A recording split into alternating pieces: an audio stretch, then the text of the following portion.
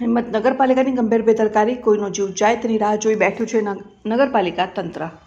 હિંમતનગર શહેરના હાદસમા રોડ એવા સરકારી ચીનથી છાપરિયા 4 રસ્તા સુધીનો રોડ સતત વાહન ચાલકોની રાહદારીઓથી ધમધમતો રોડ છે। સહકારી ચીન રોડ પર 1 ફૂટનો ગટરનો ખાડો નગરપાલિકા આંખાગળ આડા કાન હોવાથી દેખાતું નથી। જો કોઈનું દબાણ દૂર કરવાનું હોય તો દેખાવા માટે મોટા ઉપાડે પહોંચી જતા હોય છે, પરંતુ નગરજનોને પડતી મુશ્કેલી નગરપાલિકાને દેખાતી નથી।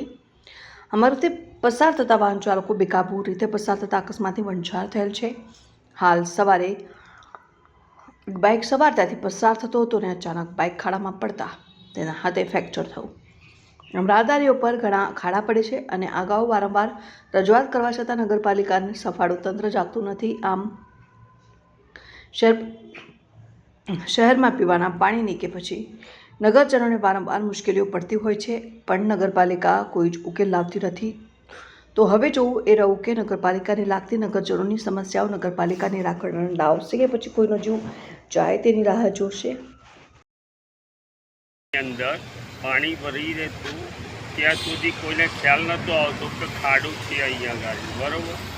મારા પહેલાં તો કંઈક લોકો અંદર પડેલા છે, બરાબર। આજે ચોમાસું નહોતું ને ખાલી ખાડો હતો ને અંદર હું પડ્યો, મારું આટલું ફ્રેક્ચર થઈ ગયું હતું, બરાબર। તો છતાં નગરપાલિકા કોઈ ધ્યાનમાં લેતી નથી કે કોઈ એક્શન લેતી નથી। એના માટે ખાસ મારા નમ્ર વિનંતી મીડિયા દ્વારા કરવી પડે છે। તમારી આગળ શું માંગ છે? ખાડો પૂરી નાખે એવી મારી માંગ છે કે મારા જેવા કોઈ પડી ના શકે, કોઈ ખર્ચામાં ના આવે।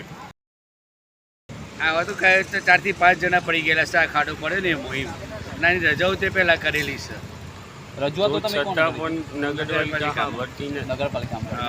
નગરપાલિકા શું કોઈ ધ્યાન કશું દોર્યું નથી। 6-7 મહિના થયા જેમની ખાડો સારી।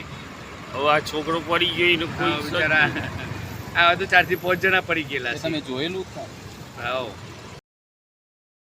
સહકારી રોડ ઉપર ખાડો પડ્યો છે, પણ નગરપાલિકા ધ્યાનમાં લેતી નથી અને નગરપાલિકા બધા પડે એવું સમજે છે અને કોઈ ધ્યાનમાં લેતું નથી। અને આ ખાડાને પૂરા જલ્દી મહેરબાની કરીને નમ્ર વિનંતી છે।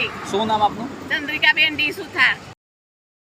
આ ખાડાની રજૂઆત 6-7 મહિના પહેલાં બી કરી હતી નગરપાલિકાની અંદર, બરાબર। અને મારે એકચ્યુઅલી આવવા જવાનો રસ્તો આ છે, બરાબર।